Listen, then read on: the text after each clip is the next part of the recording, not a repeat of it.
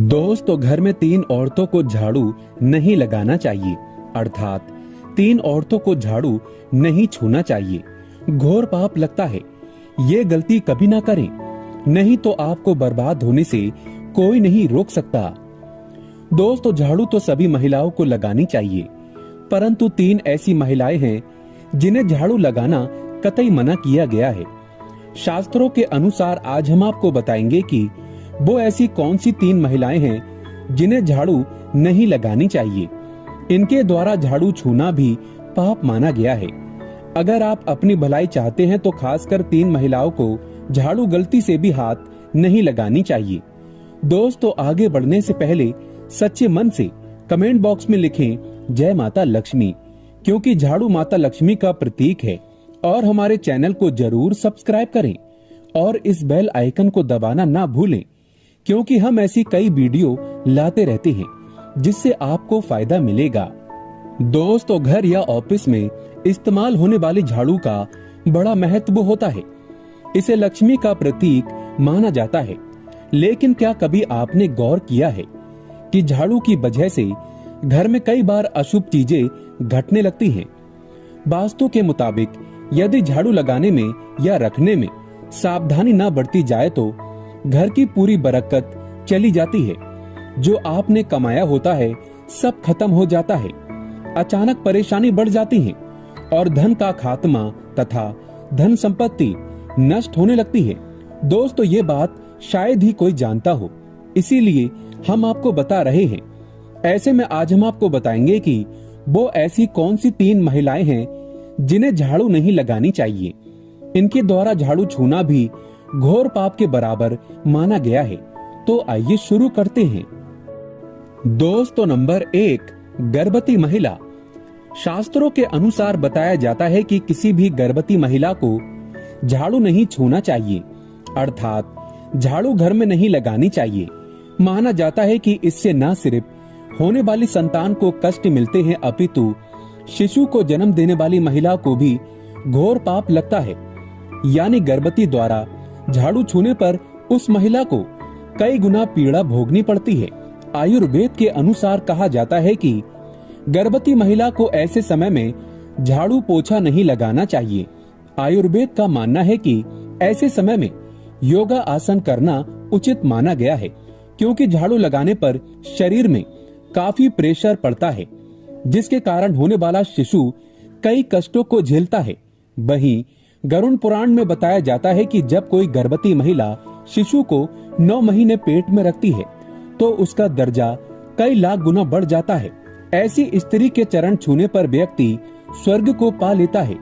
परंतु जो महिला गर्भवती अवस्था में अगर झाड़ू लगाती है या छूती है तो वो कष्ट के समान है। अगर कोई दूसरा व्यक्ति इनसे ऐसी अवस्था में झाड़ू लगवाता है या कोई भी काम करवाता है तो उसे घोर पाप लगता है। कम से कम इस समय आराम करें, योगासन करें। योगा करने से संतान फलीभूत होती है और बुद्धिमानी भी। दोस्तों, नंबर 2, बीमार व्यक्ति। शास्त्रों के अनुसार बीमार व्यक्ति को कभी कोई काम नहीं करना चाहिए, उसे आराम करना चाहिए।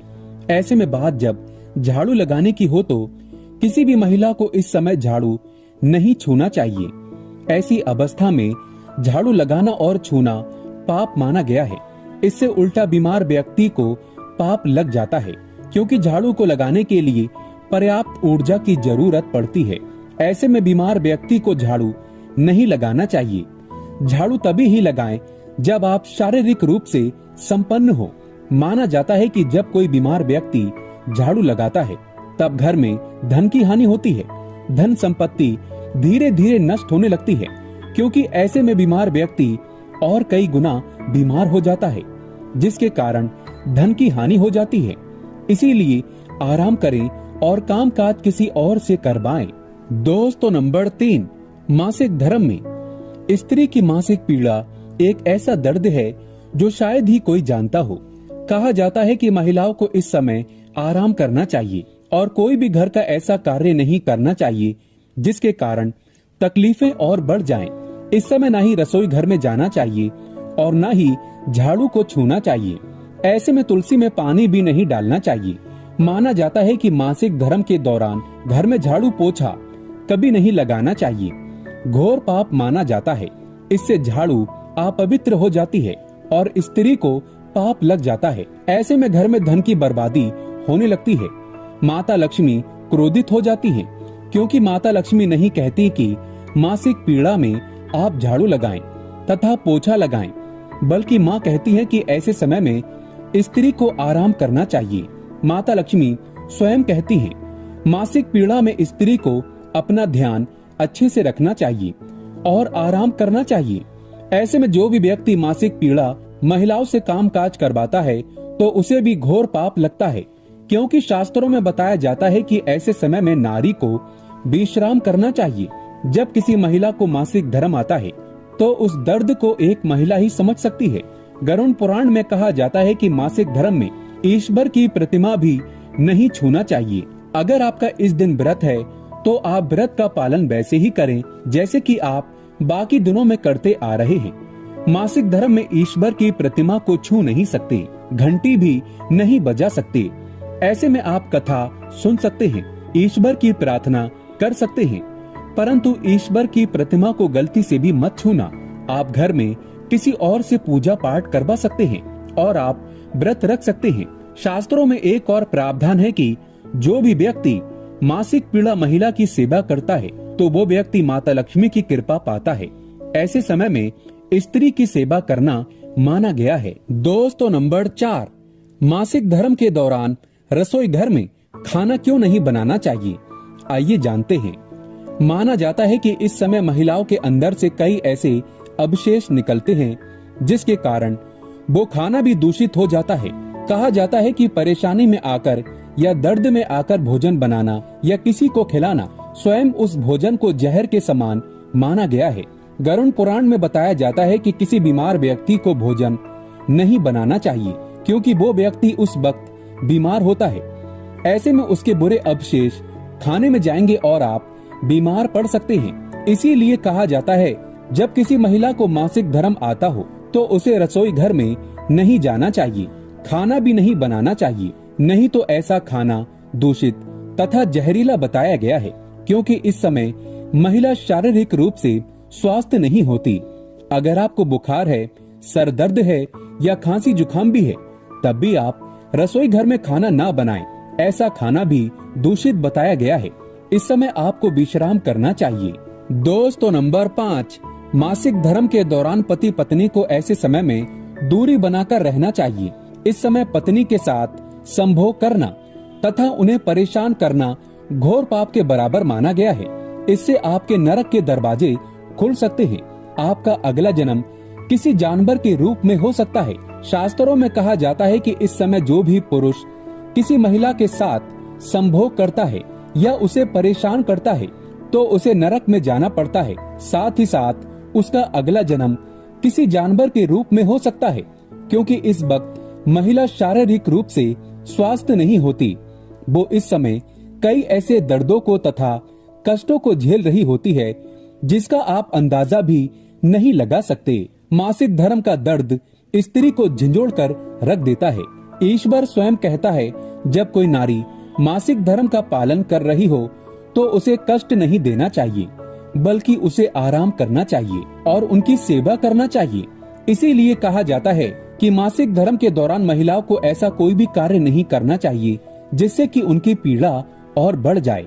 ऐसे में आप आराम ही करें और शरीर को साफ रखें। दोस्तों, नंबर 6, क्या मासिक धर्म के दौरान शिशु को स्तनपान कराया जा सकता है, आइए जानते हैं। हमारे शास्त्रों में ऐसा प्रावधान है कि माँ का दूध कभी जहरीला नहीं होता। इसे अमृत के समान माना गया है। ये किसी भी परिस्थिति में दूषित नहीं होता। इसीलिए मासिक धर्म के दौरान माँ अपने शिशु को स्तनपान करा सकती है, क्योंकि माँ का दूध सर्वोत्तम और अमृत के समान कहा गया है। माँ के दूध में इतनी शक्ति होती है जिसका आप अंदाजा भी नहीं लगा सकते। हमारे वेदों में बताया जाता है कि जो व्यक्ति अपनी माँ का दूध पी लेता है और उस दूध का हक अदा करता है तो उसे शास्त्रों के अनुसार स्वर्ग की प्राप्ति होती है। वह व्यक्ति कई करोड़ों पुण्य को पा लेता है, क्योंकि माँ का दूध ब्रह्मांड में अमृत के समान है। इसीलिए ये कभी दूषित नहीं होता। इसे स्वयं अमृत का रूप माना गया है। दोस्तों नंबर 7, मासिक धर्म के दौरान क्या नहीं खाना चाहिए। ऐसी समस्या में महिलाओं को तला भुना नहीं खाना चाहिए, चावल आदि नहीं खाना चाहिए, ठंडी चीजों का सेवन नहीं करना चाहिए। साथ ही साथ भोजन में मांस नहीं खाना चाहिए, मदिरा आदि या कोई भी नशीली चीज का सेवन नहीं करना चाहिए। नशीले पदार्थ किसी भी हाल में नहीं लेना चाहिए। शास्त्रों के अनुसार माना जाता है कि मासिक धर्म के दौरान सूर्य की किरणें नहीं देखना चाहिए, इससे पाप लगता है। साथ ही साथ मासिक धर्म में ज्यादा बाहर नहीं निकलना चाहिए, शुभ नहीं माना जाता, इससे स्त्री को पाप लग जाता है। दोस्तों अगर हमारी तरफ से दी गई जानकारी आपको पसंद आए तो सब्सक्राइब जरूर करें और स्त्री सम्मान में एक लाइक भी करें। धन्यवाद।